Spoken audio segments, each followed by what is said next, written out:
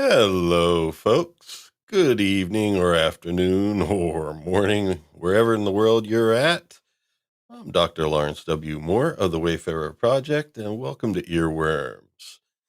We're starting just a couple of minutes earlier than our start time because I was looking at the stream and on YouTube, and there was like 28 people waiting. We're like, all right, well, let's get going. Let's get going. It looks like we have a redirect from Mr. Brown Alliance. Thank you very much, Mr. Brown. For a few weeks there, Mr. Brown was doing some extra hours and stuff like that, which is phew, the Mellotron is what I was originally going to be doing this week. And after a little bit of research, I realized, hey, we better talk about the Chamberlain as well. And you'll be seeing why in a bit. But anyway, we'll be talking about the Mellotron and the Chamberlain, early samplers, so to speak. I don't know if they used the term at the time, and this was definitely before the digital sampler. Our good old friend, the Fairlight, that we talked about in a previous episode. But this was tape sampling. This was recording sound on tape and then triggering it with a keyboard. So it's fascinating stuff. So some great songs featured the Mellotron. The Beatles used it in Strawberry Fields, and the prog rock scene made much use of it with Yes, King Crimson, and Genesis. And then outside of that, the Moody Blues, who could have Nights in White Satin without a Mellotron. So, in any case, let's introduce the panel and get going. Hot off her first builder stream this afternoon, we do have my wife and partner in life, as well as in Earworms. Please welcome Liza Sahito of the Psyche Electroacoustic Opera Company.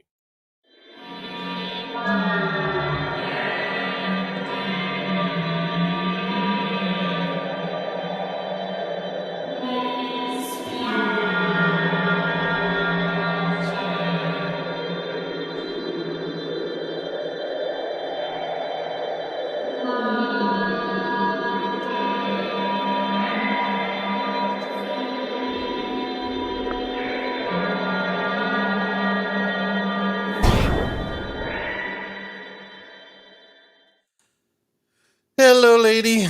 Hello. There she is. Hot off her stream where she's on cam, and then for Earworms, she turns off the camera.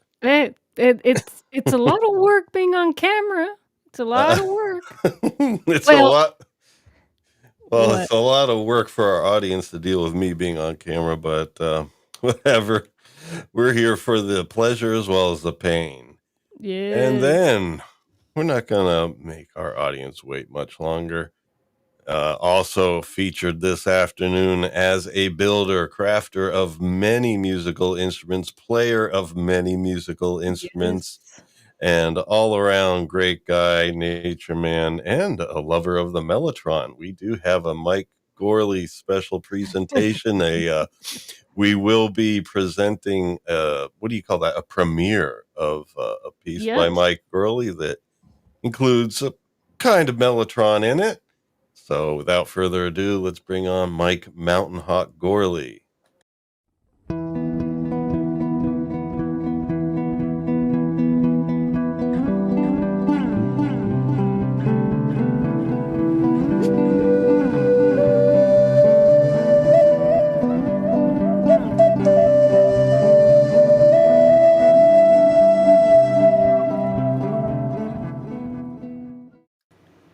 Hello, Mike. Hail, hail, one and all. And he turned Hello. off the camera too. It's I ain't joking. It's a lot of work being on camera. You got to do the makeup. You Yeah, got man, to I do took the off hair. all my makeup. Makeup. What can I say? Yeah.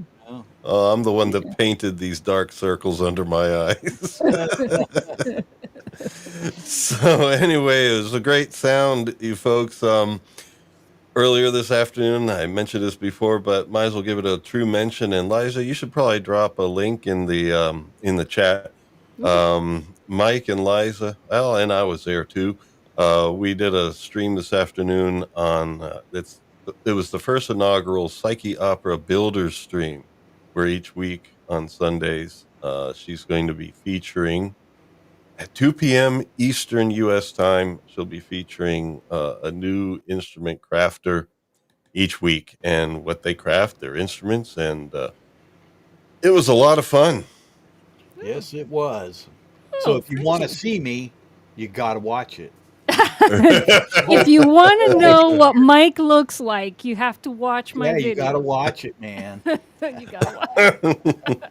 Wait, I'm gonna drop the link. See, I mean, I've thought this out. Yeah, that's the way to do it. You Who missed needs an it, old? Scott, you can watch it again, buddy. Yeah, and then after that, it'll be OnlyFans. Oh God. Mike, don't let him get away with that. All right. Well, anyway, so Mike, what are some of the favorite songs you have that feature the Mellotron in it? Oh, well, the first one that comes to mind is In the Court of the Crimson King. Oh, yes. King Crimson. Uh-huh. Yeah, I mean, not only could Fripp play a guitar, he played that as well. Mm-hmm. And he used it quite a bit. I saw a little, it's like a minute or two video of him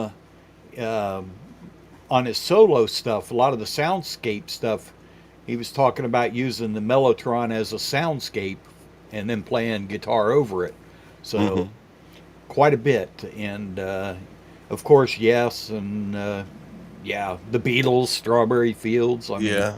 And also Genesis, I looked at that. Genesis. Some of the music we heard a couple weeks ago when we did Phil Collins, we tended to, focus a little bit more on the Genesis years, especially when he was playing the kit. And, Foxtrot and Nursery Crime had Mellotron in it. And The Lamb Lies Down on Wall Street also did in the song The Lamia, which was one of my favorite songs from that album.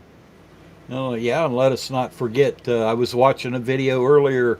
The Rolling Stones used it in 2,000 Light Years from Home. Oh, yeah. I mean, actually, the list is almost endless. John used it Yeah. quite a bit. But as we'll see, a little lesser used instrument was the Chamberlain, and that's the one that the Mellotron was based on. And so let's just segue into that. Let's get on to this instrument that we're talking about tonight. With that. All right. Now, this is something I discovered on my screen when I was making these slides. The font was white.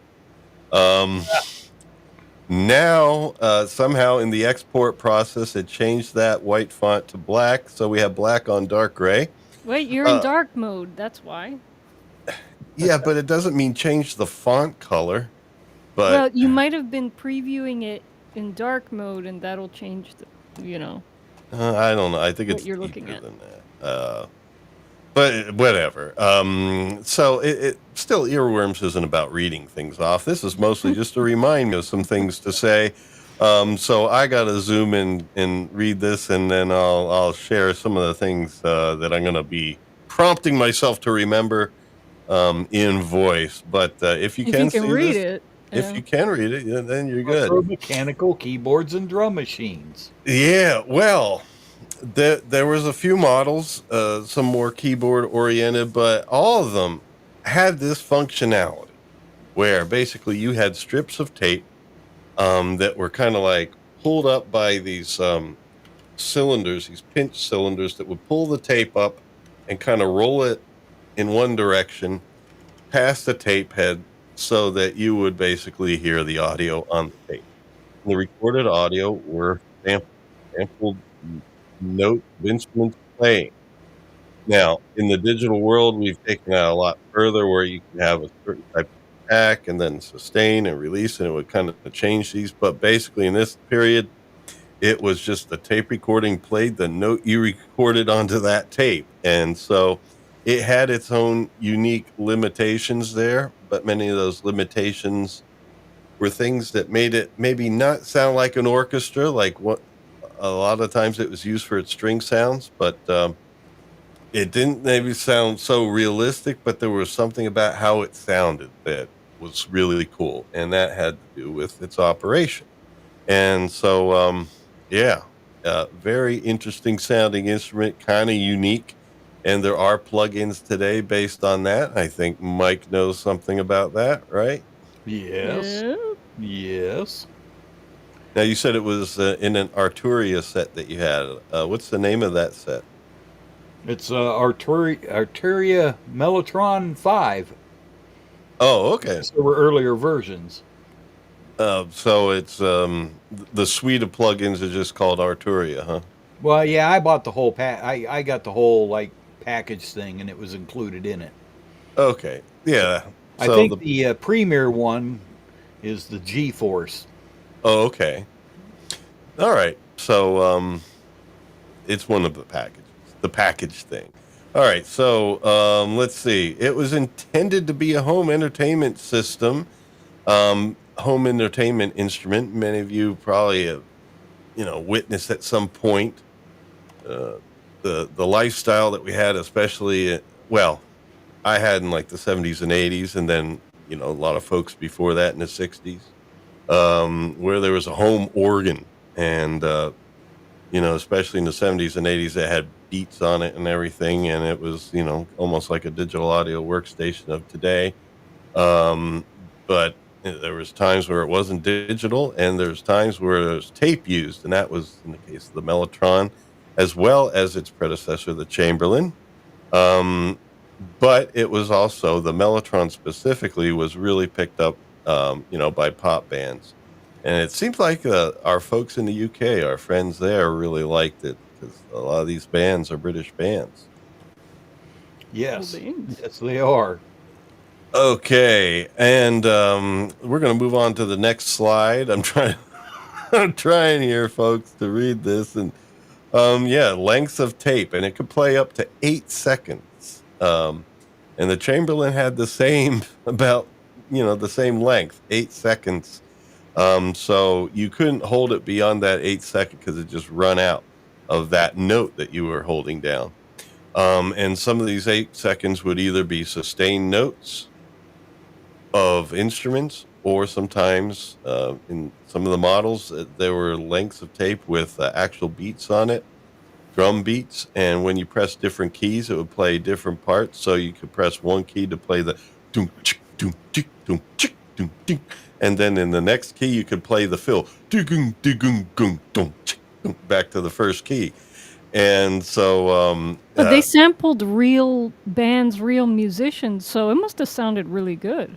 I mean, yeah, it did sound good, and we're going to hear some sounds pretty soon.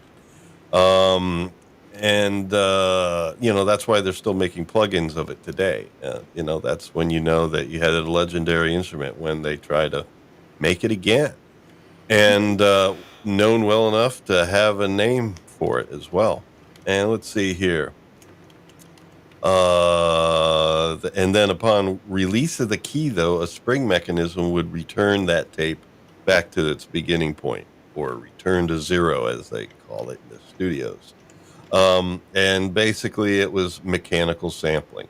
Now, the thing is, these gizmos could sometimes present a little bit of an issue in maintenance. They were notorious for having to be kind of fixed and adjusted, especially on tour when things are being moved around, and you have roadies carrying these things. Yeah, so it was one of those things where you had to maintain it. So now we are moving on here. Lawrence Welk. Yeah, that's a bit of a surprise. Did I skip one? We are going to talk a little Lawrence Welk, but we're going to start here with the Chamberlain.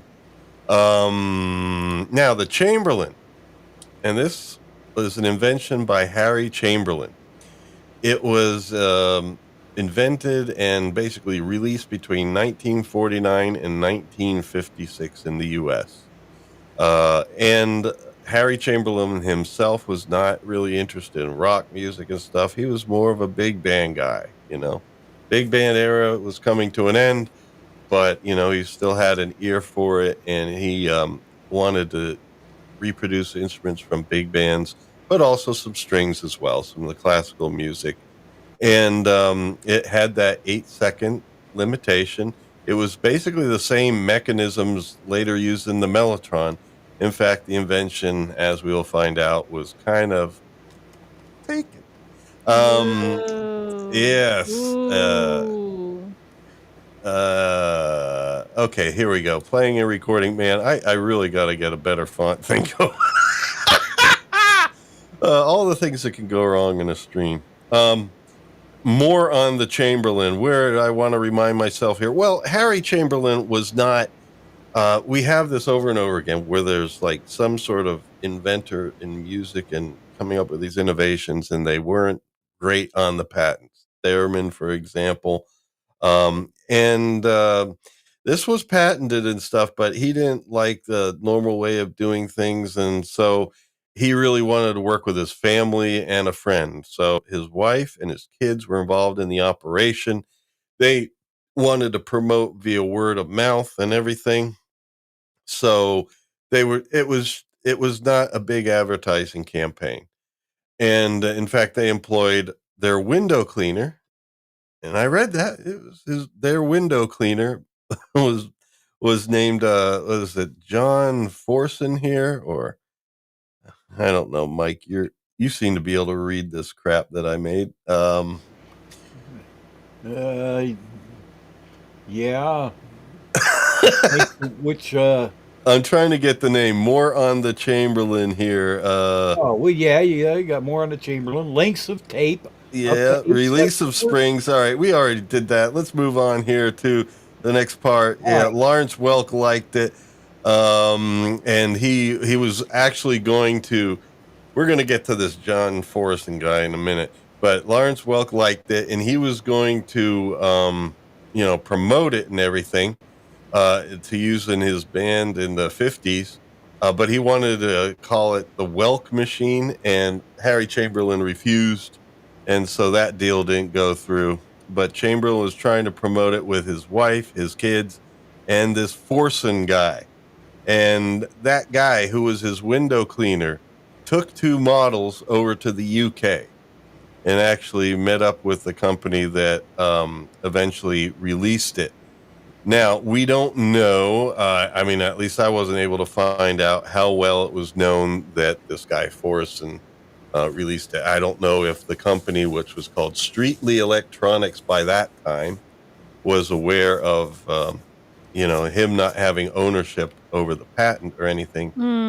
But the thing is, it was released as a Mellotron anyway.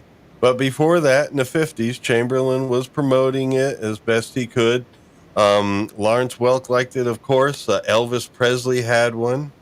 Bobby Darren had one. Oh. Nice. Yes, Liza likes Bobby Darren. Of course. Especially his reincarnation as Vic Fontaine in Of Star Trek course. Space Nine. Yeah. Love Yes, Vic but Fontaine. yes, Bobby Darren had one, Elvis Presley. But then Streetly Electronics had one. They named it the Mellotron. And I'm still looking for this guy. What's his first?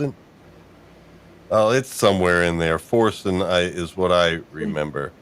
But anyway, they were called Brad-O-Matic before that, or Bradley-O-Matic or whatever, named after the owners.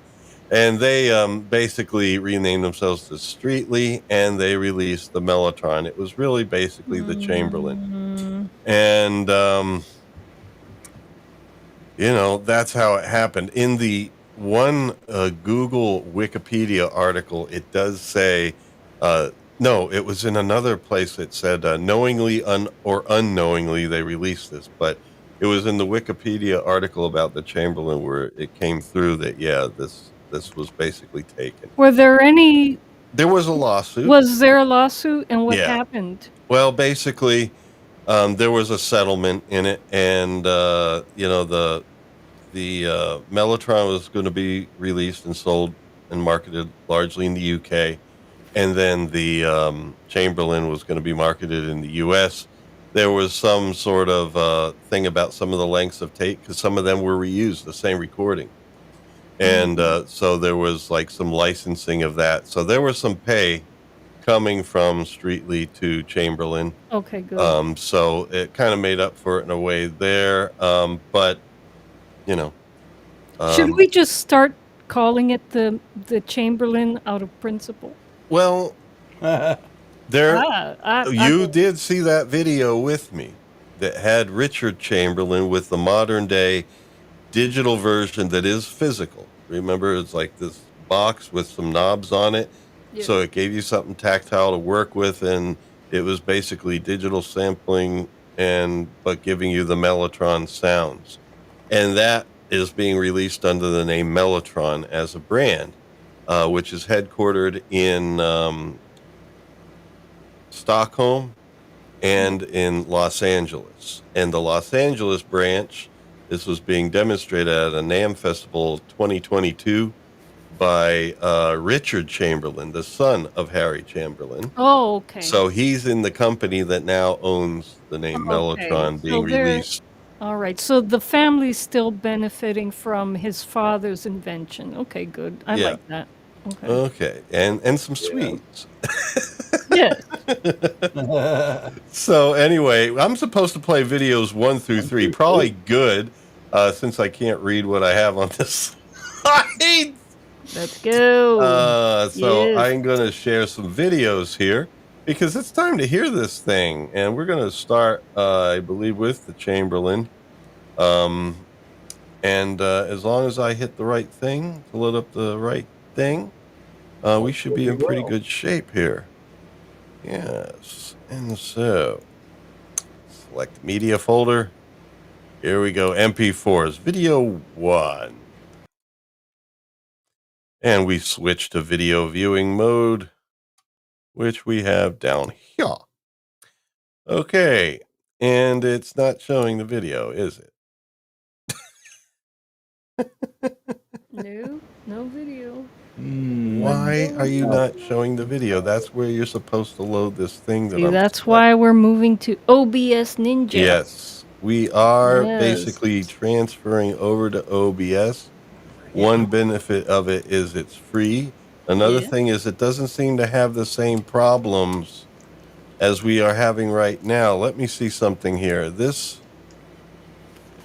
is the wrong scene. How about That's laughing at you. Yeah, everyone laughs at me because I'm the one that has to take blame for all this.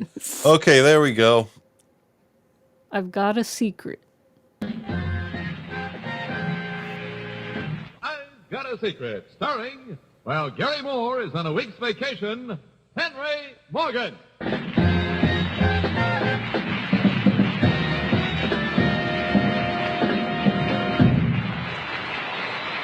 We're going to hear about the Chamberlain, and this is one of its first televised appearances. Good evening. Anybody? Welcome to I've Got a Secret. This is a brand new, it looks a little elderly back here. I don't know, it's an old piece of wood. But this is a brand new invention. Recorded beforehand. They didn't sample at that time because she was playing multiple keys, playing multiple samples. But it was a trumpet and with the same type of mute. And probably maybe recorded from the same player beforehand. But here's a demo where they're showing, all right, this guy, trumpet player, guess what? We can use his keyboard to also sound like a trumpet player. So that was basically what they were going for there in this demonstration. As you see, very cool people. These are the kind of cats that Chamberlain ran with, but in the UK, they decided to run with a slightly different crowd. I think that might have had something to do with the popularity. Because people know about the Mellotron, but they don't know about the Chamberlain. Do I still have my folks with me here? Yeah. Just curious to see the rest of the video. Okay. Yes. At first, they were just basically single track. And then over time, as tape innovations got further and further along, they were eventually 8-track, like in the Mellotron. But, switching from some tapes to other tapes, was a mechanical operation. So that's why she had to wait a little bit there for things to switch over. But later they were able to have multiple samples on the same length of tape. And that still took mechanical operations. And so you can see this is a delicate piece of machinery But this must So have been an incredible tool for composers. I mean, sampled instruments back in the what 50s. well, this was 50s? the Yeah, 50s. Mm-hmm. and probably 1949. very high quality sampling from what I can Yeah, hear. you can hear definitely. You know, Um, we didn't get tools like that again. Like, we had to be dealing with MIDI sounds and mm, weird stuff up until we got sample instrument plugins. yeah, turn of the 21st century is really when that started to get pretty good. I mean, you had sampling before that. I mean, you had the Fairlight. Remember in the 70s, that Right. was really expensive, you know. And But this must have been very expensive too, yeah, but this was expensive. So when but I mean, enough people were able to afford this because they were marketing it to, run of the mill everyone, not just the well, studios, right? I mean, the only names I got are obviously people with a little bit more money, like Elvis Presley, Bobby Darin, and we'll see later Jerry Lewis had one. And Well, then the yeah. Mellotron, it was the studios and the bigger bands that were, I guess, able to have them, you know. But it looks But like they intended this to be yeah, in homes. yeah, and we're going to see more about that as we go. I think, in fact, I'm going to move on here a little bit in this video, then we'll move on to another one. But Listen, let's go to walking bass line, and then you could trigger some horn lines on top of that. Yeah, it's best if it's all in the same key, of course, but uh, each key would do a different task depending on what tape it was supposed to play. You could have one that's just a drum beat, drums alone, and then another one, the bass line. And then, so you might have 3 or 4 keys doing various drum beats, and then one holding down the bass line where you just hold it. You don't play the bass line. And then other keys where you play the actual notes. They're just sampled notes. So, eh, you know what I mean? Revolutionary for the time. Yeah. That's Big super time. cool. And I mean, what great way to learn about different genres, because supposedly there were a lot of different genres represented in an instrument, right?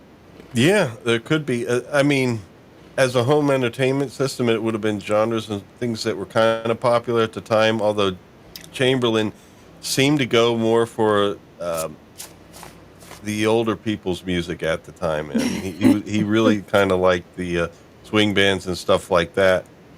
And I think that might have hurt it a little bit. But let's take a look at this I next want video one. here. Yeah. Oh,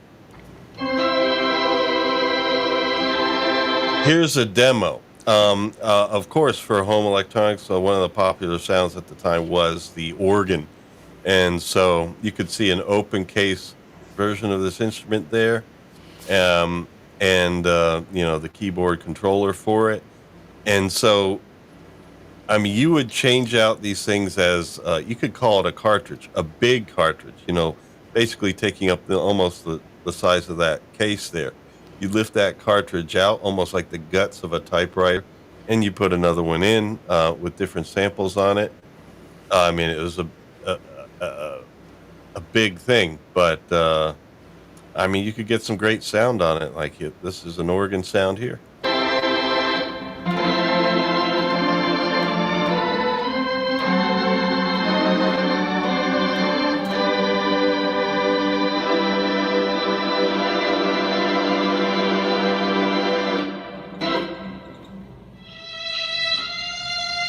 Here's the strings.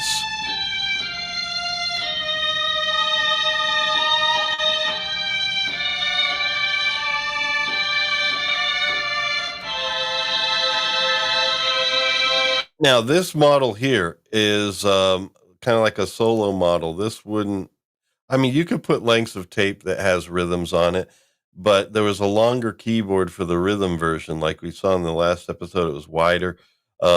It's, you know, uh, the in both the Mellotron and the Chamberlain, the keyboards were longer and had 2 segments where like the rhythm section was in the lower half for the left hand, and the right hand would have the soloing or melody half. And so this one looks like it's just melody oriented.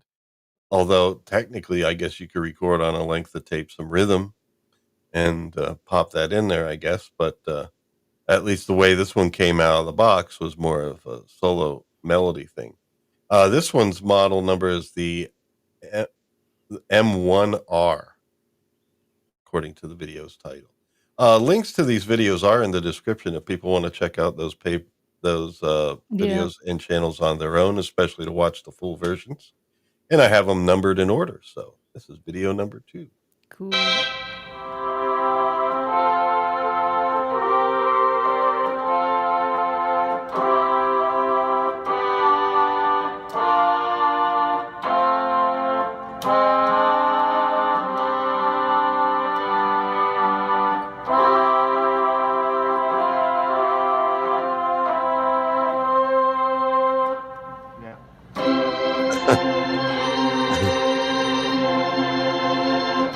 I'm not sure what the previous sound was, to be honest with you.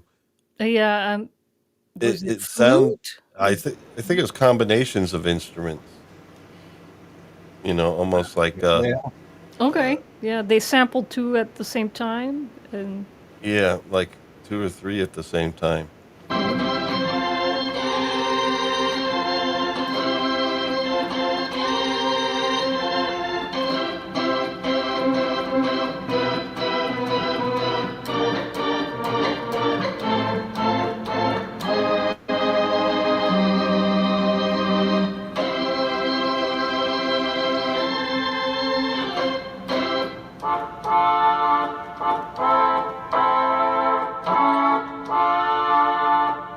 see, I can't place what that is. Muted, like sounds like some muted trumpets, multiple ones. Yeah, sounds like muted trumpets, but there's more than one trumpet. So they muted like a small, maybe 2 or 3 players. I'm still amazed at what an amazing tool for a composer at the time. Yeah. And I don't think we got samples of that quality until late into the, Yeah, to be honest with you, like the Fairlight samples, they sounded good, but in a different way. And it wasn't necessarily hi-fi sound because of the limitations of memory and everything for sampling in a digital way. And that was in the early 70s. So. Right. But definitely the 50s, it was the Chamberlain, and then the 60s, the Mellotron. Now, let us move on here to video 3. This is still Chamberlain with a great demonstrator. Here, let's enjoy spending some time here with Jerry Lewis. Yeah.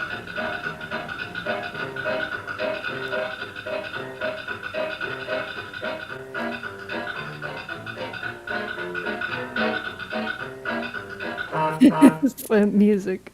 This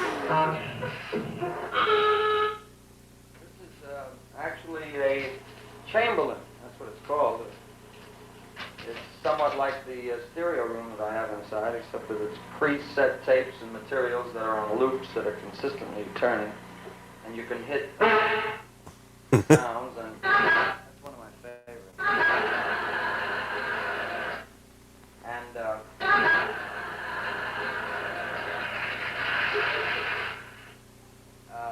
you can do many things. Yeah, we'll see some demonstration coming up with the Mellotron where the BBC recorded some clap tracks, like different clap tracks and audience sounds on it. So it was a way of triggering the laugh tracks for TV shows and stuff like that.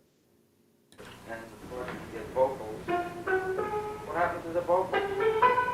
There he is. Oh, that's awesome. And you can get different tempos. You just pick the register. Gotta see the trees that bloom again. You're never gonna clear it.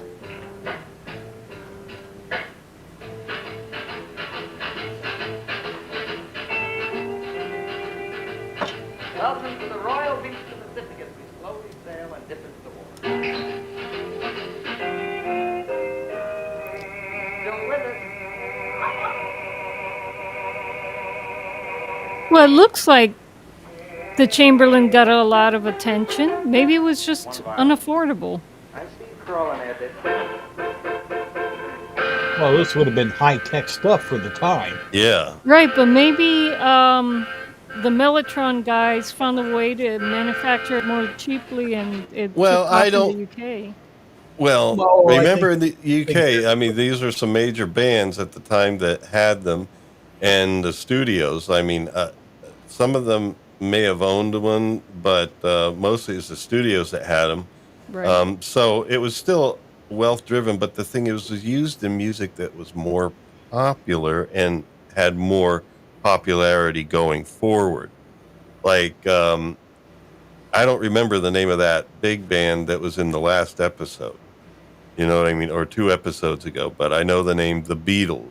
I know the Rolling Stones. You know what I mean? Well, you think about the 1950s, too.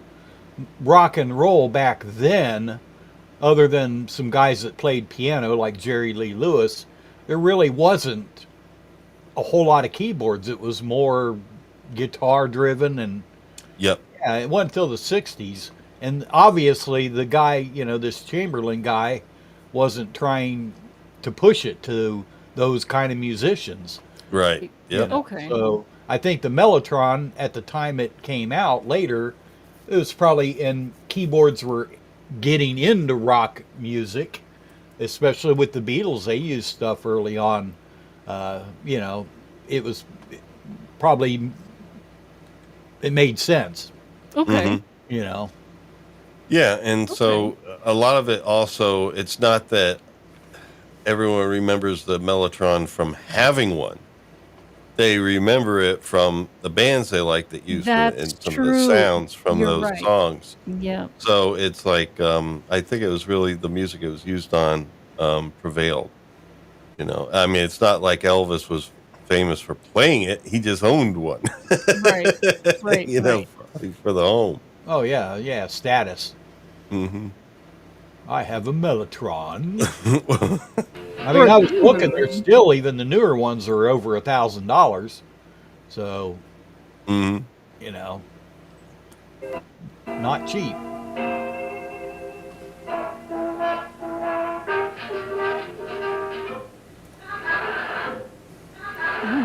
Quality recordings, though. Yeah. That's Yep. that's probably why. Lots of tape and quality recordings, and Yeah, definitely. I am going to load up our next video. Now we're going to shift over to the Mellotron. And in this video, I am going to have to be a little bit careful because it has a little bit of background music that I'd like to skip over. oh no. Fortunately, in the parts about the Mellotron, we're pretty much clear. So behind this door is an Aladdin's But this guy is basically, for the first part of this video, and you'll be able to watch it from the link in the description, shows this kind of like a museum collection of stuff and some of the great studio equipment they have. But we're going to skip to where they talk about the Mellotron. Please? The It's marvelous not playing now, is it? Mellotron. And now it's not playing it, is it? Yeah. Oh, for crying Got out mad. You cut loud. him off. Yeah, he's probably mad at me. Mm. Universe is mad at me. Okay, I guess we're gonna. I mean, we do have to skip. So some of behind that, this but- door is an Aladdin's cave of audiophile equipment you won't believe. So let's go and take All a right, look. what happens if it gets copyright stuff? I'll just have to Flip it bits later. out. Yeah. First up is a pair of Altec 605s, the kind that you would have found in Abbey Road back in the 1960s. Look at those. Now that is a That- studio monitor. That is crazy. Yeah. But there's more.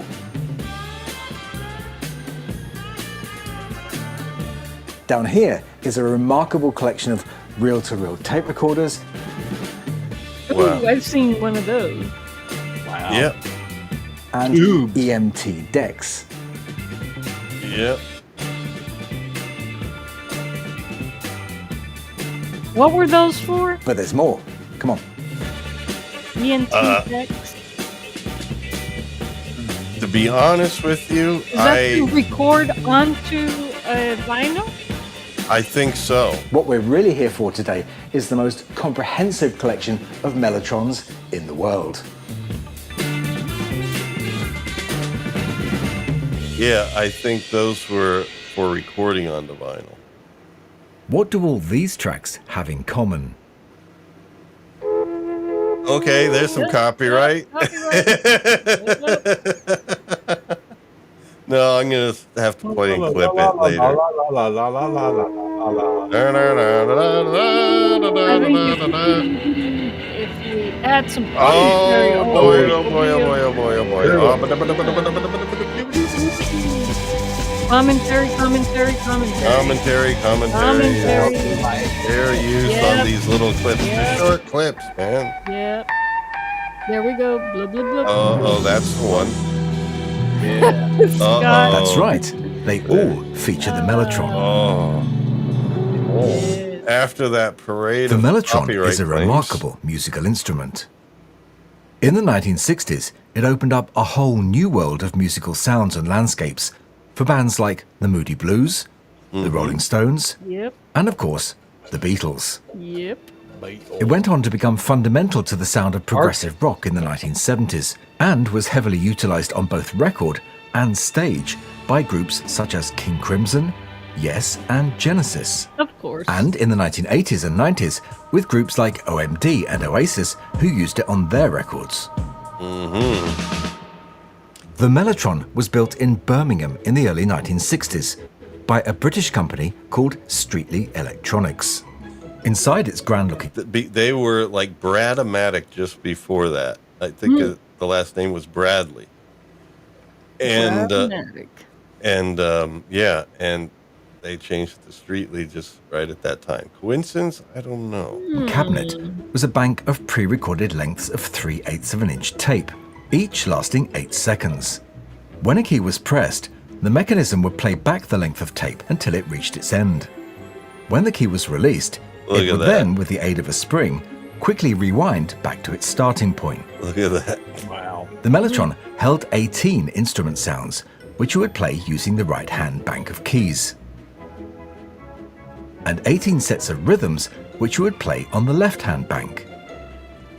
Each rhythm recording was actually a band playing a specific chord in a certain style, such as Latin, jazz, or orchestral.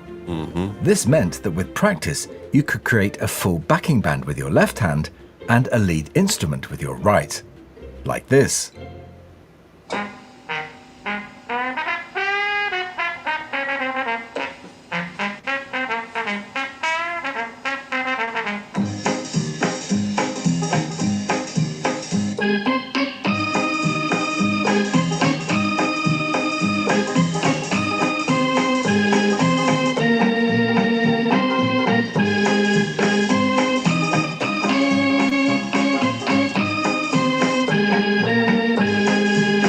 Now, there was controversy about both of these instruments, like especially the Chamberlain in the U.S. at the time, because some musicians guilds felt like this is going to screw over live musicians, because now you don't need a band; you have one person playing it. It's not the same, of course, but No, seeing a band play this music there's an completely energy different. about it. Yeah, Yeah. I don't know how they could possibly have made that argument, but well, for backing up TV shows or things like that, maybe. but there's only a set amount of recordings that were released with this thing. After one point, you're going to start recognizing the Mellotron tracks in different shows, and Yeah, it exactly. wouldn't have worked in No. that way. But I'm thinking this would have been an incredible tool for composers just to get something started and to make good good demo recordings of. I don't know.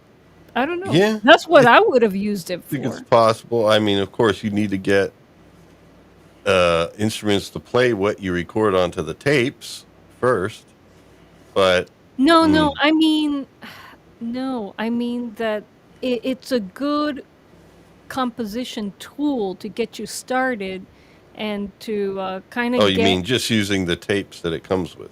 Yes, and then Okay. recording, some ideas, like when you maybe talk to a band, it's like it's going to be something like this, and this is a general idea, and it's sometimes it helps when you're working with an ensemble. In any case, I mean, Alrighty. and it's also a great tool for exploring different genres, as I said before. Oh, yeah. You got some cool tracks on there, but yeah, John super Lennon cool. And now we have John Lennon. became one of the first musicians to acquire a Mellotron, after witnessing a demonstration of the Mark II model at London's IBC Studios on August the 9th, 1965. John was sold on the spot, and a custom black Mark II model was delivered to his Weybridge home 1 week later, where it was installed in his attic studio.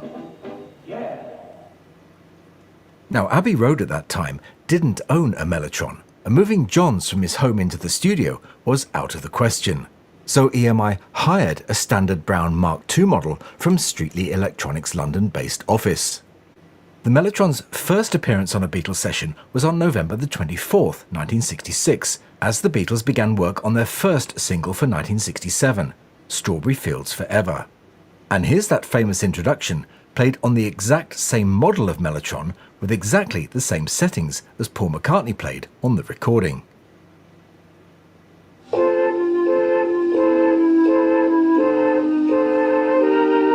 Uh-oh, copyright there.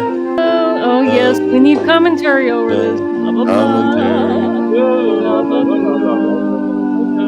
Okay.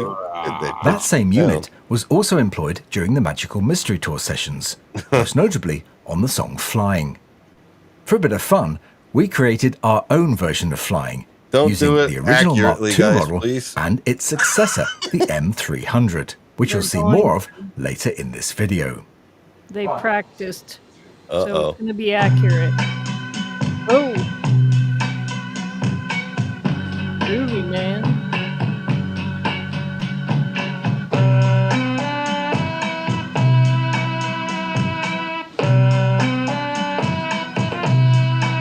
What instrument is that? Is the melody one? That's hard to tell. I can't tell what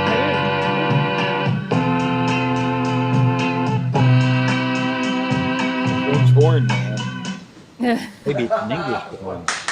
Well, Perhaps. I don't know, not as nasally as English horn. I was going to say saxophone, but not quite. Not quite. Maybe it's no. a combination of the two.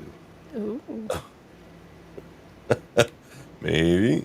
yeah. It's the one instrumental. Abbey on Road the didn't acquire their Magical own Mystery Mellotron Tour. until February 1968, which was known as the 400 FX, or the sound effect console. Wow. As the owner of this incredible collection, I'll let my friend Erich introduce it. Well, this is the FX console, which is I think this Eric is still involved with the current project. I remember reading about him a little bit. So I think he's stuck with it. some kind of special made Mark II Mellotron, and it was built for the BBC, and it had sound effects on it. So you had on every key you had a different sound effect, and you have 6 banks, and on every bank you have 3 different sounds. So this would make about 1,200 different sound effects. This Mellotron now houses a bank of BBC sound effects, which were originally in the FX unit you've just seen. Well, this is the EMI M400, so it's just the same like the main M400, and it was built with license from EMI, and it's quite rare because just 100 pieces of this Mellotron were built. Here's a random selection of them. How many of them sound familiar to you?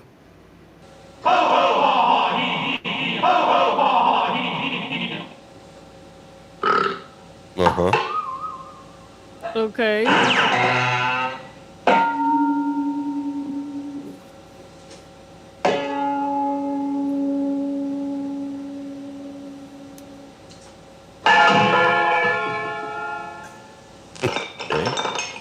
It's what they felt they needed for television. Okay. Ew. Disgusting.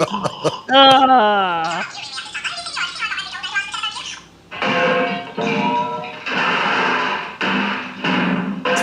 You got to remember this was British television. Ah. Why?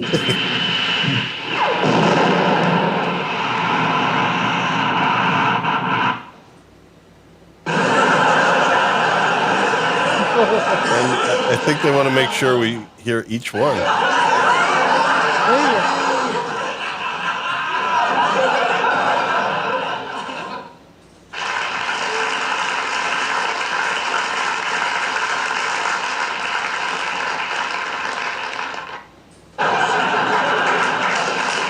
I wonder if they took that from like real audiences watching something and being recorded. One of the tracks contained just animal noises, some of which I'm sure were used in the Yellow Submarine film. This one, for example, I think was the Kinky Boot Beasts. What do you think?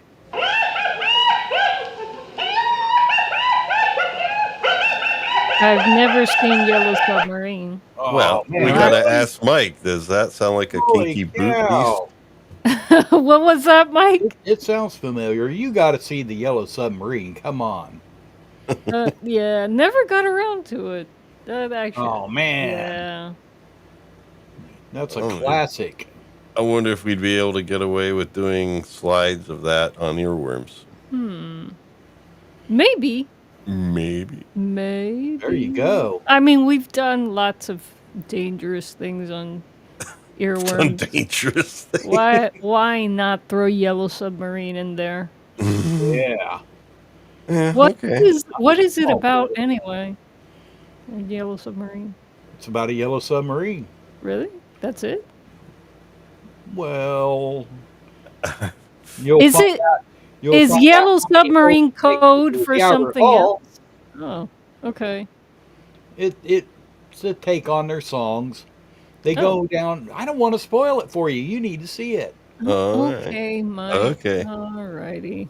I'll be patient. The funny thing is, the Beatles didn't actually do the voices. No. There's an introduction that's them. They show them, but my understanding is they did not actually do. Whoever did a good job. Really? They didn't even bother to play their own characters? Well, probably. Wait a minute. It probably was a low budget film. Let's try not. Let's check this out. Did the Beatles do their own voices in Yellow Submarine? Of course, AI is going to be accurate in this. It says no. Of course, this might be what Mike looked up to begin with, but we'll see here. The Beatles did not. I've known that for years. Oh, man. I mean, as my mom says, create fame and then go to bed. Yeah, the voices were done by actors. That is what? Well, can you imagine what it was probably going to cost to have the Beatles themselves do it? Well, I thought they produced the movie. I thought it was their project. No, it's a cartoon. Right, but they didn't have anything to do with the production? It's based on their songs. Oh. And it's kind of it's got Pepperland in it, so, there's some Sgt. Pepper stuff in it. At least Scooby-Doo got the real Casey Kasem. There you go. All right, here we go. It's got blue meanies. What more do you want? I see footsteps. It's a pair of kinky boot beasts. Preparing to attack. There you go. It's psychedelic. Yeah, hearing the voiceover, it does sound kind of like deeply stoned, kind of detached actors doing it. But anyway. And I'm sure many other sound effects from this Mellotron were used in the film. Hi, one! Sgt. Pepper. Oh dear. Oh, wrong one. Paul McCartney fans may also recognize this piece of music.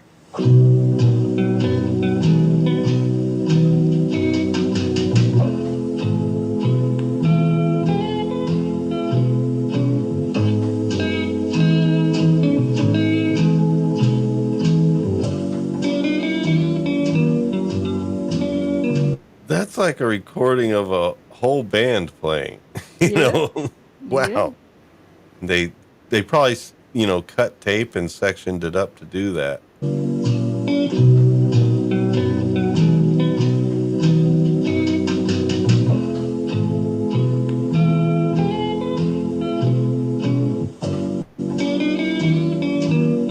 It sounds country.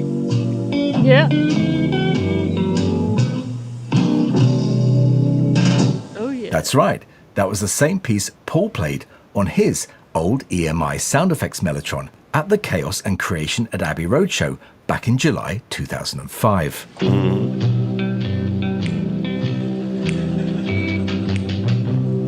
Well, baby, won't you come with me? Now, baby, honey, can't you see? Oh, yeah. One of my favorite Mellotrons in Eric's collection is the successor to the Mark II, the M300. But I'll let him tell you all about that. Well, this is the M300. It came out Now, that's the thing. Like, I guess you really got to study them to get to know the model numbers and stuff like that, because it changes, like M2 and then M300. It's like completely different numbering system. Dude, hold on a second. Scott was in my head because he voiced a question that I wanted to ask, but did not ask, and he is asking, I wonder if the Yellow Submarine movie had Monty Python people working on it. It probably does. Well, I can't. It's time I for can't Google. start a vicious rumor like that without evidence. Oh well, we should see if Gemini has any information about that, because I was looking at the animations. Like, this is a lot like a Monty Python thing. It has the style, the vibe of, what's the name of the artist? Terry Gilliam. He had nothing to do with it. Really? Oh. I would not lie to you. Oh, No, my. there was no involvement with Yellow Submarine. Was this a kind, like I said, Yellow Submarine was in the 60s. Monty Okay. Python was a couple years after this. So the Monty Python people were probably referencing the art in Yellow Submarine? Well, I'm sure Terry Gilliam was influenced by some of this, but he didn't participate. he did a lot of cutting, and a lot of Monty Python art is cut out, like real clip art. Because it's actually clipped out with scissors, Yeah. It's put together. Yeah, it was stop motion, right? Yeah, but it was also a lot of it found imagery. I don't know, but there was something of the vibe seemed very similar. I don't know. I'm guessing that maybe that he was influenced by Yellow Submarine. I don't know. Well, that Just could putting it very out well there. be. Yeah. Okay. Be interesting to find out. 5 years later than the Mark II, so 1968. It was a little bit more modern, and it also had 2 sections, so a rhythm section on the left side and a main voice section on the right side. And you have also 6 banks, and on every bank you have 2 different voices, which is a different, so you have less voices than on the Mark II. Mm-hmm. And being from 1968, it's loaded with some pretty funky sounds.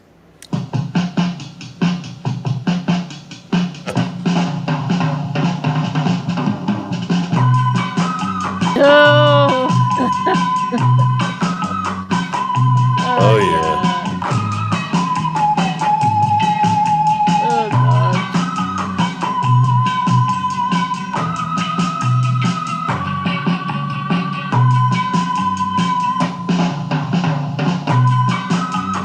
Yeah, I'd like to go live on a beach and play in a beach band. Beach band.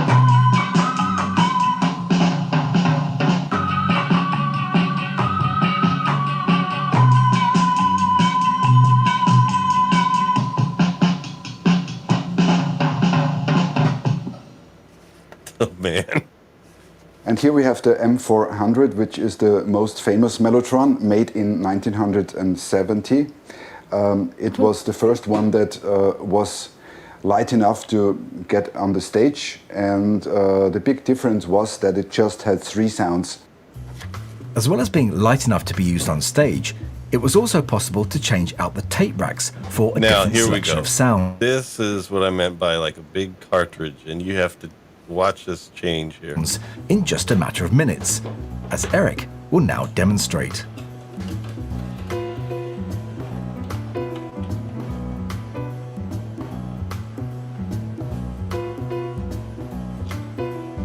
Wow.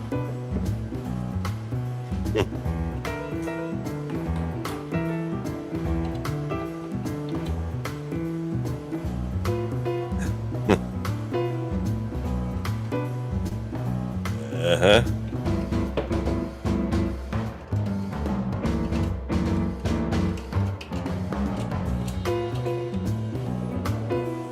Oh dear.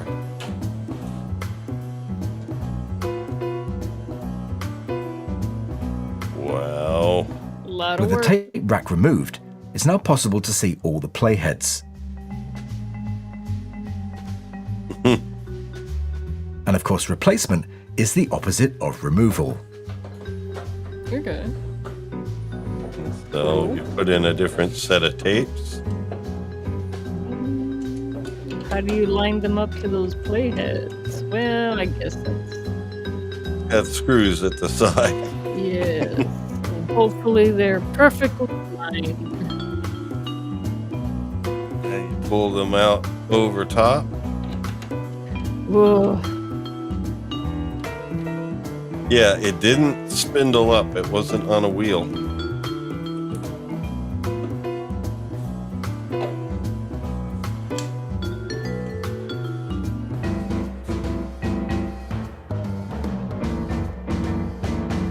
Okay, there you go.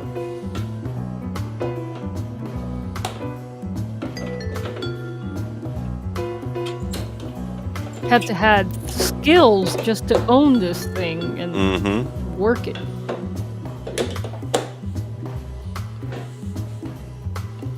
Need training. So, yes.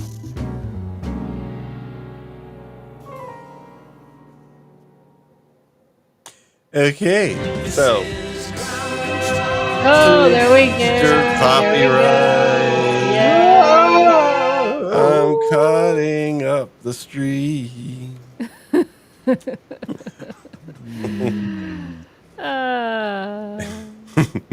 Everything will be different tomorrow. Oh gosh. Yes, because it'll be all clipped up by YouTube. Well, they can go watch the replay on Rumble and it'll all Oh be yeah, there. I always put it in the description whenever I have to cut these things up. Let us move forward. We have some more video here, and this is 76. yes, this is this one was one of the ones mentioned there. Well, no, that was an M300. This is an M400. Uh-oh, is that it again? There we go. Yeah. There we go. Hi, I'm Allison from Beltone Synthworks, and I'm going to tell you a little Link is in the description. Since this seems like a down-to-earth lady, might want to check out her channel. So, bit about how the Mellotron M400 works. So this is a Mellotron I just finished restoring. It was made in 1976. The Mellotron is a totally unique instrument in which every key plays back an actual recording of that note from a strip of magnetic tape. There are 35 keys, so there are 35 strips of tape and 35 individual playheads. And each set of Mellotron tapes has 3 different sounds on it that you can select between using this sound selector switch. So this is the original set that I believe it came from the factory with, and the sounds it has are flute, violin, and cello.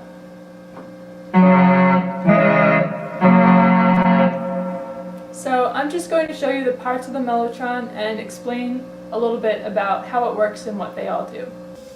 Okay, so we're going to start out by looking at the back of the instrument and just sort of explaining what the parts are from the bottom up. So inside this box is the power supply. Get the detail. You can't really see it, but it's pretty simple, but delivers a variety of voltages to different areas. There are two main things that have to be done in here when you work on a Mellotron. The first thing is replacing all of the electrolytic capacitors in here. And the second is correcting a ground loop, which has been designed into the instrument with the way the capacitors are wired. So that's something that you can do that will substantially decrease the 60 hertz hum on the output. So this right here is the motor. It's a pretty heavy-duty motor, and you can hear it fairly loud. And what it does is it turns the capstan that is used to advance the tapes. And it has to be pretty strong because it has to be able to continue to maintain a consistent speed while being subjected to the friction of having several tapes pressed against it. So just to show you the So basically that motor's always running, and then when you press the key, it pushes the tape closer to it so it catches on that and it moves it. But the sound, of course, wouldn't be in the audio output of the instrument, so that's why it was usable in the studio? Well, yeah, because you had, the tape head would read the tape and produce the sound. Now, it sounds like these things do have built-in speakers. Yeah, I'm guessing for the home version. There may have been an external output for them. Yeah. Or that case sealed up the sound of the motor pretty well. I don't know. But yeah. And sort of limited electronic aspects of the instrument. This is the motor control board. Now this one still has what's called a CMC10 board in it, which is the original board used by the M400. But a lot of people now opt to replace this entire board with a new board that you can get from Mellotronics. I did my best to shore up this board to make it work as well as possible because that's what the client wanted. So I gave it a full recap, replaced all the electrolytic capacitors, and replaced the power transistors, and then did something to bridge a couple of very tenuously connected power rails in there, which were one of just many ways in which there are sort of sketchy design decisions. In addition, there are also some serious ground loops designed into the instrument, but that's a story for another time. I would like but to know over that. here, this is just the basic like tone and volume and pitch controls, and this actually just operates a little lever that shifts the entire playhead frame to allow it to be aligned with different parts of the tape. So each tape strip has 3 sounds on it, and they're just side by side in a row, and what determines which sound you hear is just how they're aligned over the playhead. So this is just a very crude mechanical control to allow you to switch sounds, and if you put it in between, you get to hear a blend of the 2 sounds at once. Oh, wow. So let me that show might you have what been some of happens those instrument from this sounds we heard. perspective when you press a key. Remember and have a we note didn't. playing. Here, let So me pause here- it. Remember how we heard some things where we didn't know what instrument that was? Yeah. That might have been a situation in which, someone did that, slid that mechanism over a little bit so that you heard 2 different instruments at the same time. It would create like a whole different sound. Yeah. Okay. Yeah. Added to the fact that a lot of these samples were of, multiple instruments recording in the first place, you could make some really interesting blends then. These are all the strips of tape, and each one of these is 5 feet long approximately, and they're not loops, they're just strips, and each is connected by a spring down here to the bottom of the frame at the lower part of the instrument. So when you press a note and the pinch roller starts advancing the tape against the capstan, it just pulls it up.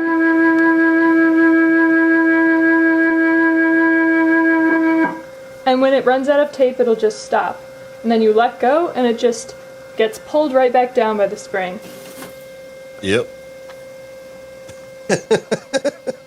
Awesome. Okay, so the way you see the keys popped up, that normally wouldn't happen. It's just because I took the rod that holds them down away for the sake of this demonstration. But basically what happens is that this spinning flywheel here, which is connected to the motor via this rubber belt, just like a turntable, is spinning this wide metal rod called a capstan, which goes across the width of the entire keyboard. So when you press down a key, there are two things that happen. So this is a key that I took out from this slot right here. This freely spinning wheel here on the key, called the pinch roller, pushes the tape, this is the tape, you can see that's one of the strips of tape, pushes it down against the capstan, which makes it start moving, advancing. And the other thing that happens is that this screw right here presses down this pinch roller to pin the tape against the playhead, which allows you to actually hear it. And all these screws, and as well as the tension of the key itself and the alignment of this presser pad tab, have to be perfectly lined up for it all to work.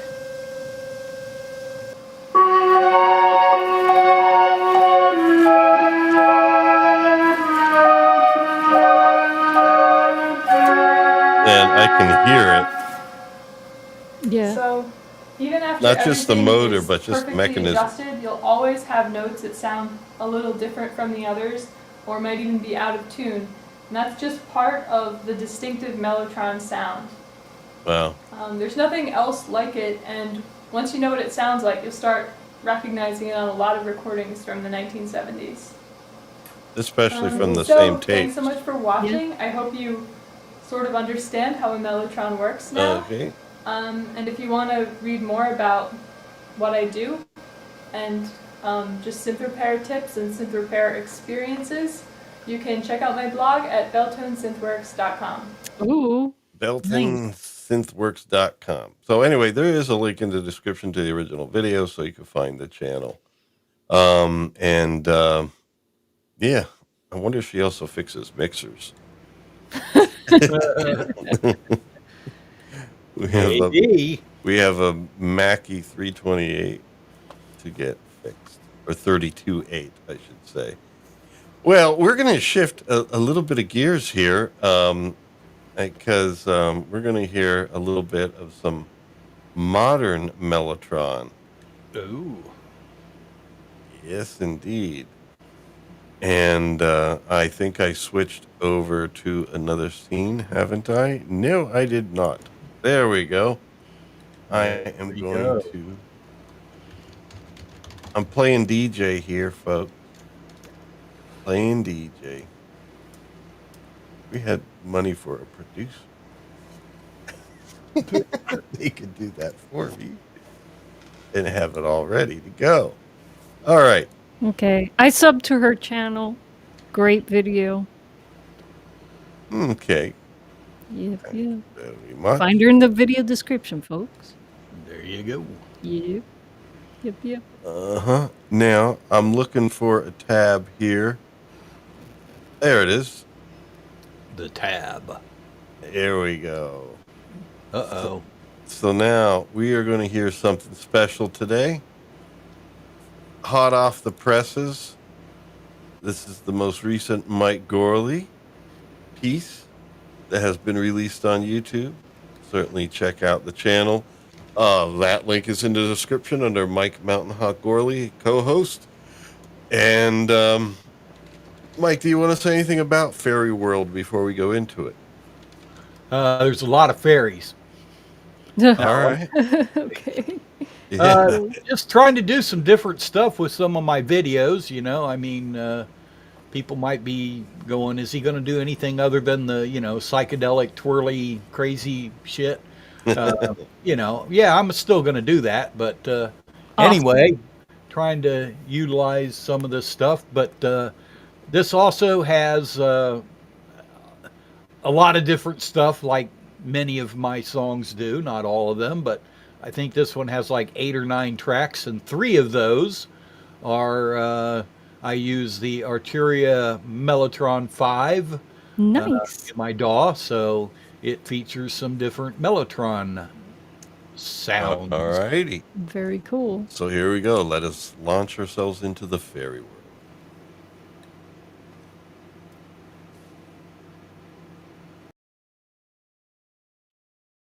Uh-oh. That's right. Because I'm on YouTube at the same time to look at the chat, I have it muted, and it carried it over to the other tab. So I got to unmute here. Up.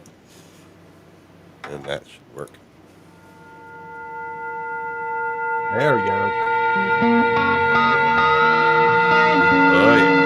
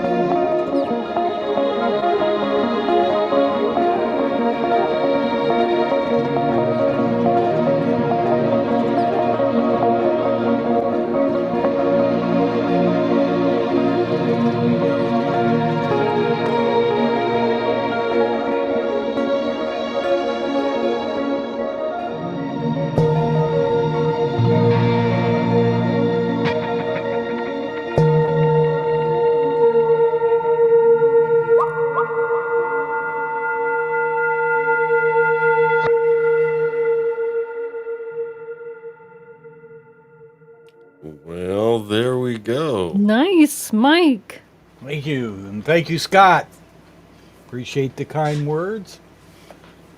Beautiful stuff. Yes. Yeah, it's interesting how that Chat GPT, if you, I don't know if you noticed, but if you do like the same scene or fairies uh, in 4 or 5 scenes, eventually they may start out realistic and they become cartoons. Oh, It's weird, and yeah, it's the best program I've seen so far, um, and it does a lot of cool stuff. But it is kind of interesting. But I tried to, as I decided to do this, and I added a whole bunch more fairies to what I already had. Uh, I tried to do everything from childlike ones, the cartoonish ones, the very realistic, the elegant fairies, and so there's a real nice mix, I think, of different fairies. The imagery is beautiful. yep. Yeah, just so folks know, this is what we're talking about. The fairy images. I was thinking about it because I figured it was AI generated, and I was just wondering, man, it's Very good it's a AI. lot different than the AI that I use for the segment we had. Yes. But Mike, Yeah. are you using a premium version of Chat GPT for these images? That's why I've been making. Oh, I've got a whole crap ton. Well, yeah, things have been slow at work lately, so I don't know if I'm going to keep up the subscription. It's monthly, but yeah, I mean to generate more than like I don't know 2 or 3 images a day, you got to pay them. Yeah, you're not going to produce this many. So Well, and of this quality as well. Yeah, I mean, every now and then you'll get it doesn't happen very often, but once in a while you'll catch like a third foot or something. There's a couple of them I noticed, like that one right there. There's one missing a wing, it looks like. So Oh, okay, yeah. Yeah. But I didn't catch it. But Yeah. in the free AI tools that I use, I always have to take an image and bring it back into GIMP to fix it a little because there's always something weird happening in I the don't remember how many they'll let you do, but I mean it's one of the few AI programs. Most of the ones I've seen, they immediately want to hit you up for a subscription or a Yep. free trial. You can't even use it unless you do and that irritates the piss out of me. I'm like, really? You're not even going to give me a chance to. So that is Yeah. one thing I like. You can use this program, but if you want to do like this many, Yeah. then you're going to have to pay. But There's a Microsoft Designer gives you a whole lot of free ones per month, and then I think after them, there's what do you call Adobe Express, but they give you much less. But Microsoft Designer is, from what I've been using, gives you the most for free.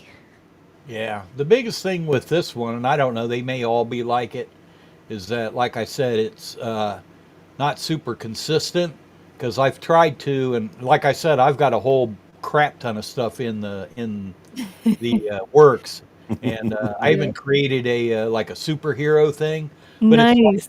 but yeah, the thing is it becomes inconsistent. Like it'll change the clothing or something on, if you use the same thing, like you try Yeah. to do a storyboard and it just eventually changes stuff. And Yeah. so it's kind of like, well, I'll still use it, but it'll There's something you have to look at it with some humor. Yeah. Yeah. Google just released an AI video creator, and it could also create audio along with it. And I've seen clips of this, and it's like, whoa! You could just basically describe a movie that you want to see You know, if you if you could produce your own movie with all the special effects and stuff, if you give it a really, really detailed description, it'll create it for you. Right now, the subscription for that is like in the $200 area a month, Yeah. but Oh, wow. over time, the cost of that is going to go down, and friends like Swap Shop, who's rewriting a Star Wars film, will be able to put his script in, and we'll be able to somehow, some way, see it legally. Yeah, there you go. Well, If we, I mean, these you might want tools. to tell him about that too. Wait, but you didn't tell Swap Shop. I told you to let him Yeah. know. Well, I'm sure he would know. I mean, he's more knowledgeable about this AI stuff than me. Yeah, okay. You know, because he's Perhaps. been making, Oh, yeah, you yeah. know, Some people Star love Wars it, some people Retold. hate it. That's a channel on YouTube where you can find Praxima the Pathfinders. And Yes. I do have that link in the description too. I list him co-host because he doesn't frequently join us. But yeah, but as you see, my skills at AI are quite different. In fact, we're going to be holding some of that now. Oh no. Dealing with the Mellotron and the Chamberlain. One of the names mentioned was Jerry Lewis. Jerry We saw Jerry with his Chamberlain there. Very young So Jerry Lewis is this there. what? I said a very young. Yeah. But you would say it's the real Jerry Lewis. Yes. Right? It looks real, yeah. Okay, well, it is the real Jerry Lewis. That is not. That looks like you know, like a cross between Jerry Lewis and Ronald Reagan or something. Yeah. There's something else going on there. There's a Smeagol thing happening. A little bit of Gilbert Godfrey. Yeah, something God, like that. definitely AI. Yes. All righty, and then how about Nutty Professor? Is that him? Yeah. Yeah. Wait, he did like stand up? I believe that. No, that was a movie. The Nutty Professor. Oh. Oh, the original. I've never seen it. Oh God, really? Jerry Lewis movies. I've only seen the one that came out in the 90s with Eddie Murphy. Oh no! Some of the old Martin Lewis movies are classic. Well, Oh yeah. I got some catching up to do. Yep. So that's a real nut right there. No. Could be it could be Halloween masks, real people with Halloween masks. Oh, did you ask for like a hybrid of Jerry Lewis and the guy who was in Mary Poppins? What was his name? I was thinking Monty Hall. Gosh, his name Dick Van Dyke. Dick Van Dyke. Oh, yeah. Dick Van Dyke. Yes. Yes. Maybe Dick Van Dyke show. Oh my God. give me a cross between Mary Jerry Lewis Tyler and Moore. Dick Van Dyke. It's jolly, jolly day with Mary. That would be Jerry. Yes. Okay, and then not to be outdone. No. Scott is right. Scott is right. Yeah. About what? Fake. It's a fake. As the Romulans said. The Yes. Romulans That's said what to yes. that's what- Cisco. yes. Oh, Bobby Darren. Now, I'm glad I looked up at that. I was like, that's not Jerry Lewis. No. Darren. Yes, a real Bob, one. I think you should know. Wait. Is that Bobby Darren? That's not him. He did have a younger years. Well, that's not him though. That's what Google gave me. That's totally not him. Really? No. Looks that's like- not Is it Mike? That's not Bobby Darren. Can't be. Look him up, mister. I did, and I'm the When one he that was got the in Yeah, that's his Bobby Darren. Is it? No. Man, I haven't seen. Well, you had me going because I really haven't seen him in years. But it looked real. We and I saw just- him in a movie when he was much younger on B-sides. That's not him. That totally is not him. Oh, what was that? It totally looks like him. I'm looking That dog that goes to Hollywood. Yes. That dog that goes to Hollywood. What was Old that? age? Is that Dustin Hoffman? Says Scott Hoffman. I mean Scott Hobbit. Scott. Oh, no, that's Bobby Darin, according to my Google search. Yeah, that's Bobby Darin. How about this one? Is it? Even younger. Really? Wait a minute. That's Bobby Darin? That is No, not that is him. not Bobby Darin. Maybe that's a Bobby Darin, but not the Bobby Darin. Well, it could be. I mean, is it a human? It's human, yeah. You're not concerned about the 1-inch high forehead? What? He looks. My stepson's kind of got a 1-inch high forehead. Oh, really? Oh, gosh. So does his dad, but. Oh. Hope they're not watching. No. Yeah. Oh. No, I have a feeling they're not. Yeah, probably not. Like the rest of the world. This is AI. Apparently AI doesn't know Bobby Darin. Or at least the one I use, because I don't pay like Mike does. Oh. How about the Moody Blues? Yeah, that's the Moody Blues. Night and white satin. And then how about this? The Moody Blues as well. Unless I've having flashbacks. No. Multiple Moody Blues. Timothy Leary's dead. Oh, he's outside. How about Elvis Presley? He had a Chamberlain. It's Elvis, man. Scott says AI. Is that the real one, though? On the last one or this one? I think he meant the last one. We're at a delay, remember? Yes, Yeah, so I think he was talking about the last one. This is a real Elvis. I'll just tell you right there. Well, it looks like a poster of Elvis on a wall. And now, you remember the film Jailhouse Rock? Haven't seen it, Elvis, is this Elvis in that? so I can't remember it.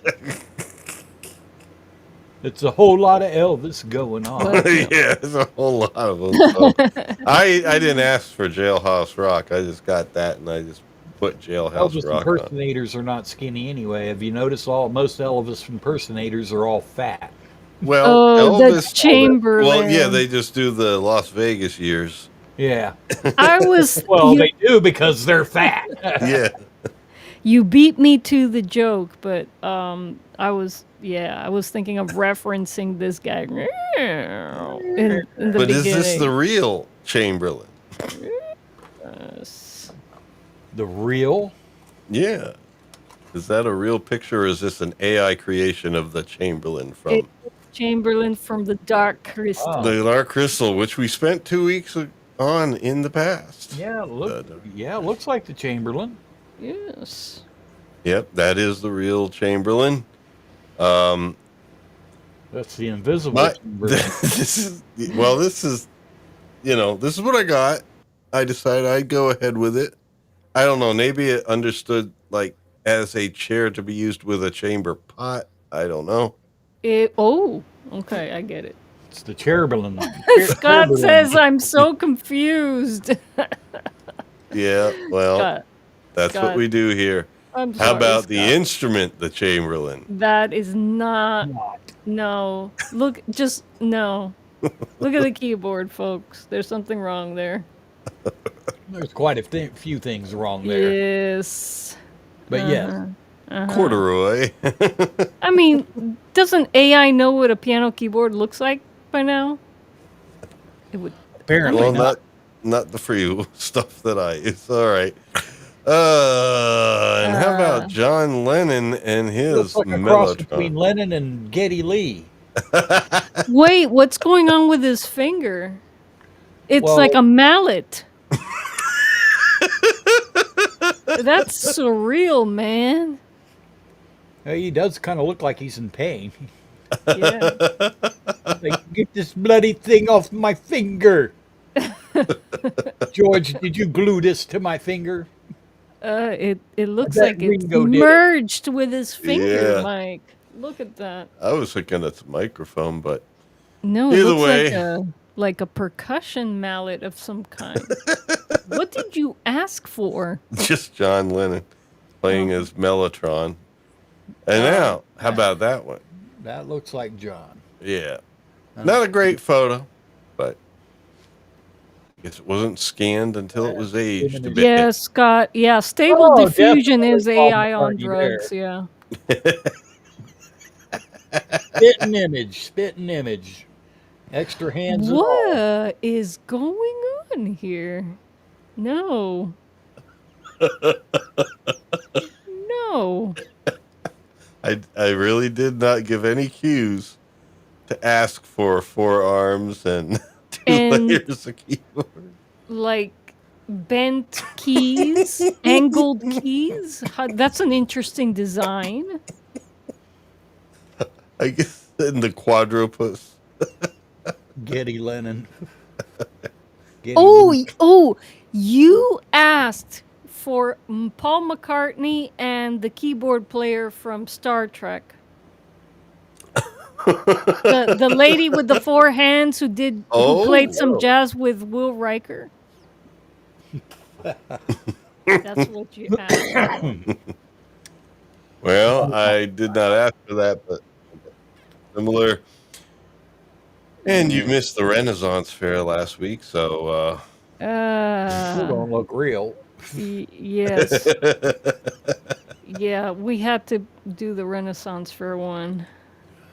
Yeah. They don't look dressed for a Renaissance Fair, though. Yeah, well... They look like they're at the Mushroom Festival or something.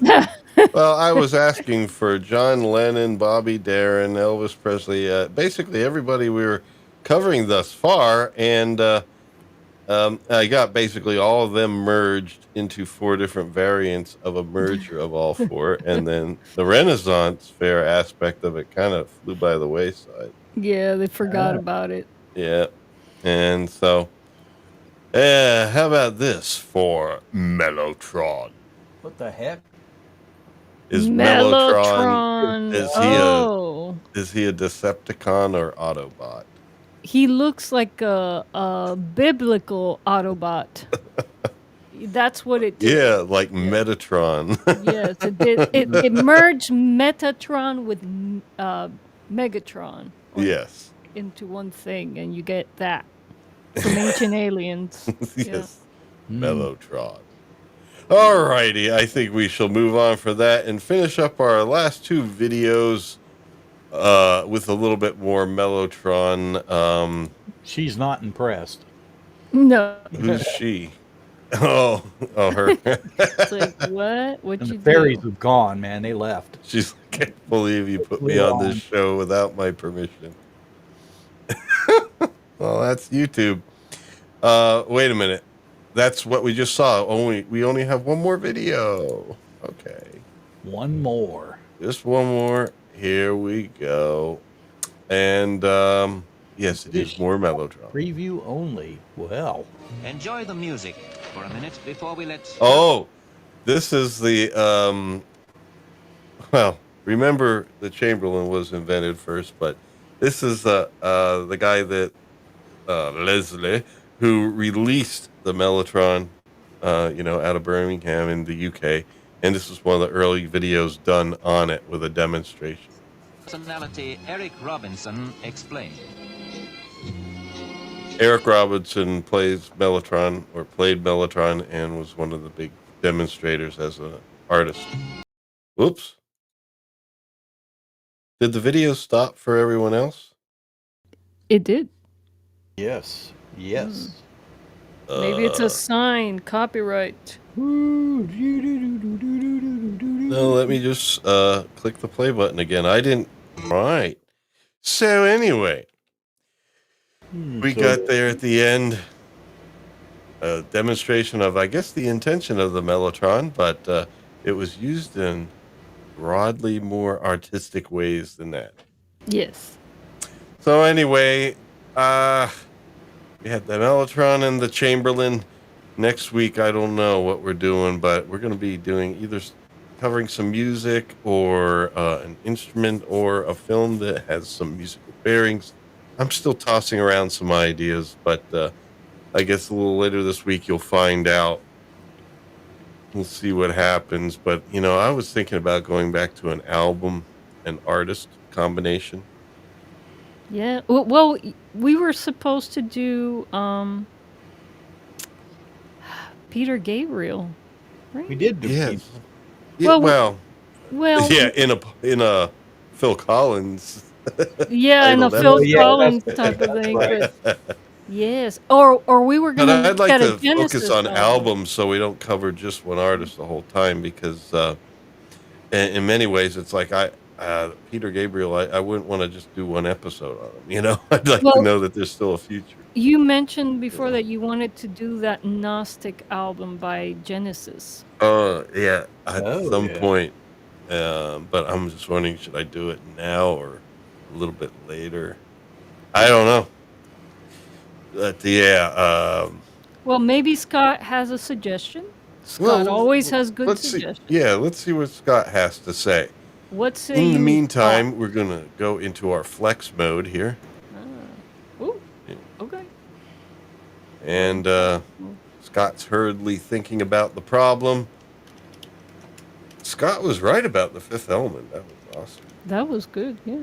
Yeah, and but yeah, I do want to do at some point Mike says Yellow Submarine. Yellow Submarine. Isn't that the obvious choice? Yes. Yes, it Isn't that is. the obvious choice? We got a movie and some music and A movie and an album. and we can find out what Liza thinks of it. Okay. I haven't seen it, so you shall have my raw All right. response. All right. So I think we're going to do the Yellow Raw Submarine next week. commentary. Yeah. We have to hire Scott. 100%. Oh, Scott agrees. Scott's behind Yellow it. Submarine, yeah. All righty then. Now you got a movie to watch. Okay. I'll probably We're- rewatch it because I have the DVD. Ooh, Very nice. yes. All righty, folks. Well, thank you for joining us this week. And thank you, Mike, for joining us twice today. Yes. More thank magic you. coming. Some of these technical glitches will be taken care of by switching to OBS, where I can basically just use my computer and send it up. I've been working with it this whole week because I want to make sure the transition is smooth and it goes well. So that means we might even do a practice stream or two before switching it over Yeah, on I Earworms. I certainly have to do a practice stream. Today's stream went very well. Thank you, Mike. But I Yeah, still good. got some audio things to work out. It and wasn't so- big. I mean, your voice is doubled, but it wasn't like an echo that would drive people crazy. It was Right. just doubling. Well, I just want to do things right, and I want to bring Mike Yeah. back on when things are perfect. So, Yeah. because Mike deserves a perfect But stream. yeah, next Aw. week, Sunday at 2 p.m. Eastern U.S. time, we have on the Psyche Opera channel, at Psyche Opera on YouTube, we're having the Flute Wizard, Wizard. who was with us on Earworms a few Yeah. months back. That was fun. And it'll be great to get a little bit more of a deep dive on his creativity Yes. Yes. I can't Yes. that wait. we have coming. Me either. All right, folks. So we're going to say goodnight to you like we often do Good night. anymore with Olivier Doucet playing the national Good anthem. night, everyone. Good night. Good night. Good night. Wait. Oh. Oh, okay, I get it. Tonight, don't know.